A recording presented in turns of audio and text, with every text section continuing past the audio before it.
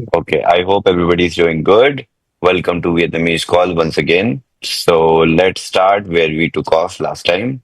So last call we finished, we covered half of episode 18 of Shift Before You Quit, and we discussed about position sizing effect. We discussed about market insights based on how basically prop trading is.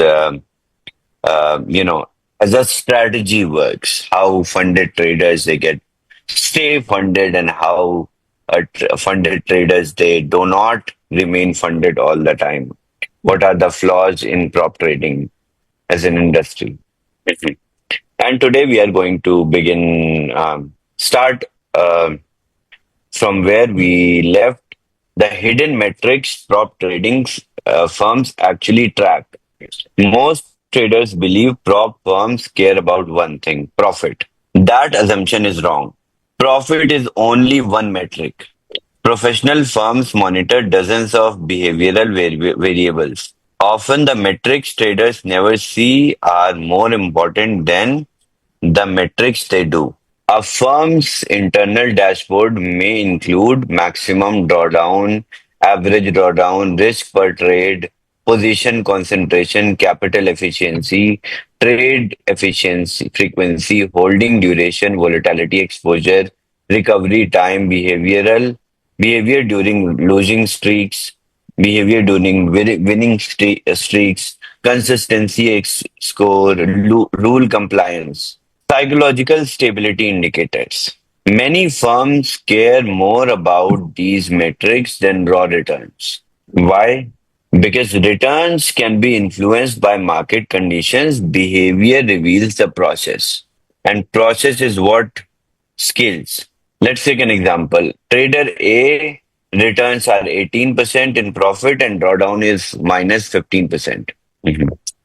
Large position concentration, inconsistent risk, aggressive behavior. Whereas trader B has returns 10%, drawdown 3%. Consistent risk, stable exposure, strong discipline.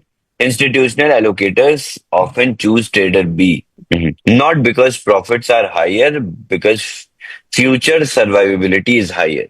What firms really track? Risk control 30%, consistency 25%, profitability 20%. This is the weightage of scoring of prop trading firms. Discipline 10%.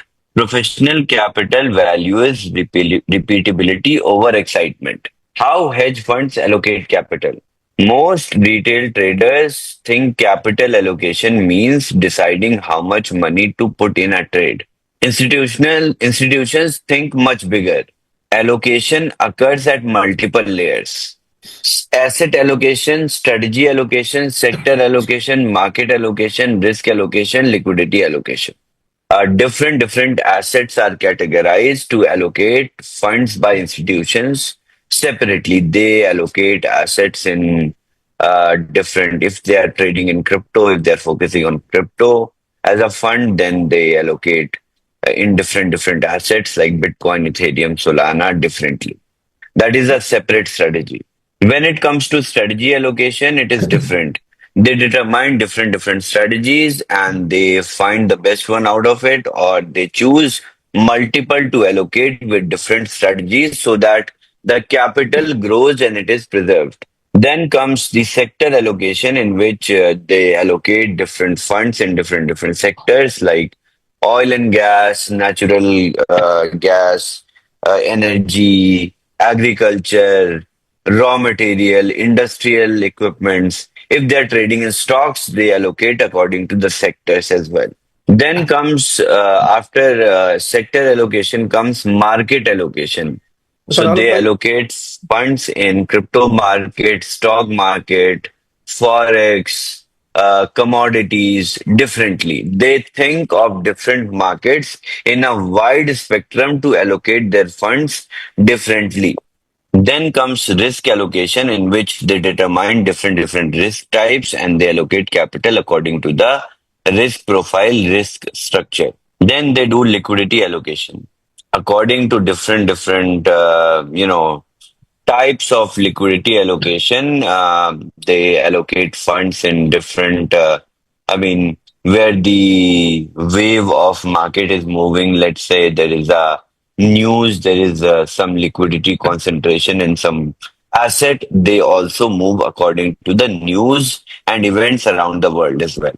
Then they also allocate according to the manager allocation, different profiles of fund managers, different experiences and abilities of fund managers differently. They determine fund allocation according to the fund managers as well.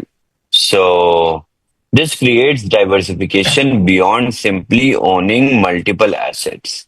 So for an example, a hedge fund may allocate 30% trend following strategies, 20% market neutral strategies, 15% in arbitrage, 15% in quantitative models, 10% in high frequency systems, 10% cash reserves. The objective isn't prediction. The objective is resilience. Và cái mục tiêu của nó là quan trọng là trụ được. No single market condition dominates performance. Why this matters? Retail traders often ask, what is the best strategy? Institutions ask, how should capital be distributed across multiple strategies? Those are completely different questions. The second question usually produces better long term outcomes. Mhm. Institutional capital allocation is based on different layers. Fund capital that has strategy layer, trend systems, quant systems, market neutral, arbitrage, cash reserves. This kind of diversification always preserves the capital and compounds it over years and years. They work on diversification of strategies, not assets. Lessons from prop trading history. Financial history is filled with examples of traders who generated extraordinary profits before eventually collapsing. Not because they lacked skill, because they lacked risk controls. Long term capital management. One of the most famous hedge fund failures in history, the fund was operated by most intelligent financial minds in the world, including Nobel Prize winners. Their models were sophisticated, their predictions were impressive, their leverage was excessive. When markets behave and unexpectedly, losses accelerated. The fund eventually required intervention to prevent broader market disruption. The lesson: intelligence does not eliminate risk, discipline does.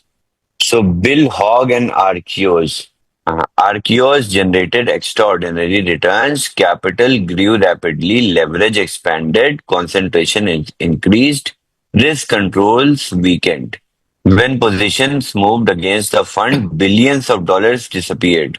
Again, this the issue was not opportunity, the issue was exposure. Market lesson: most catastrophic failures does not occur because traders are wrong. They occur because traders are too large when they are wrong. This distinction changes everything. If there is a good strategy, it works, then you apply high leverage on that good strategy. And if the moment you apply high leverage on the good strategy, it becomes poor in terms of risk controls and there is concentrated exposure and it fails, collapsing. Portfolio construction. Professional finance is fundamentally about portfolio construction. Mà các tài chính chuyên nghiệp thì họ cơ bản thì họ thường là dựa vào cái việc xây dựng danh mục đầu tư. Portfolio construction asks, how should risk be distributed? How correlated are positions? What happens during stress events? What happens during volatility spikes? What happens during market crashes? These questions matter more than trade entries. For an example, portfolio A has 100% Bitcoin, portfolio B has 40% Bitcoin, 20% Ethereum, 15% stable yield, 15% quant strategy, 10% cash. Which portfolio survives more environments? Portfolio A or portfolio B? Type in the chat. Let me see. Very well. Which portfolio creates smoother participation? Which portfolio experiences lower volatility? Mhm. The answer is obvious. Diversification isn't about reducing returns, it's about improving survivability. Single position versus portfolio thinking. Single position is single outcome, single risk, high volatility. Portfolio thinking is about portfolio, multiple outcomes, distributed risk, lower volatility. The whole summary is one bet can change your day, but one portfolio can protect your future. From smart money to prop money. This brings us to an important evolution. In previous episodes, we explored Rift Smart Money, mirror wallet infrastructure, trading books, capital participation, Việc tham gia vốn. risk awareness. The objective was not simply copying the trades. The objective was introducing users to professional capital concepts. Mhm. And today we are moving live with smart money for everyone. Every user will have access to smart money in next couple of hours. Understanding allocation, understanding discipline, understanding portfolio behavior, understanding risk adjusted participation. The principles. uh Because before someone manages institutional capital, they must first understand institutional behavior. Smart money becomes education through participation. Prop trading becomes capital allocation through performance. And together they create a progression path, participation, evolution path. Retail trading, smart money, portfolio awareness, risk discipline, capital consistency, prop trading, institutional capital access. The future isn't more trades, it's better capital management. Because over trading always leads to failure. That's why we are bringing features on Drift. Otherwise, we would have been very happy with only auto trading engine. Most funded traders don't lose their accounts because they lack talent. They lose them because they are never transitioned from trader to capital manager. Professional finance has always awarded one thing above all these: trust, no excitement, not predictions, not capital follows trust. And trust is built through consistency. The traders who survive longest are rarely most aggressive. They are usually the most disciplined. The future of trading may not belong to those who predict markets best, it may belong to those who manage capital best. It's about allocation, it's about reputation, it's about infrastructure. And ultimately, it's about trust. In the next episode 19, we are going to get into the rise of capital identity. Why financial reputation may become more valuable than capital itself. For centuries, wealth determined opportunity. But what happens when infrastructure begins evaluating behavior instead of balances? In episode 19, we'll explore financial identity systems, on chain reputation layers, capital passports, trust infrastructure, AI driven risk evaluation, digital capital profiles, self sovereign financial reputation, the future of institutional allocation, why reputation may become the most valuable asset in finance. Because in the next generation of markets, the question may no longer be how much capital do you have? The question may become how well have you managed it? So thank you. I will see you all in episode 19 on Wednesday. Mhm. Thank you. Bye-bye.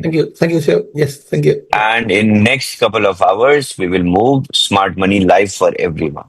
Thank you so much. Congratulations once again to the whole community, and thank you so much for believing in us.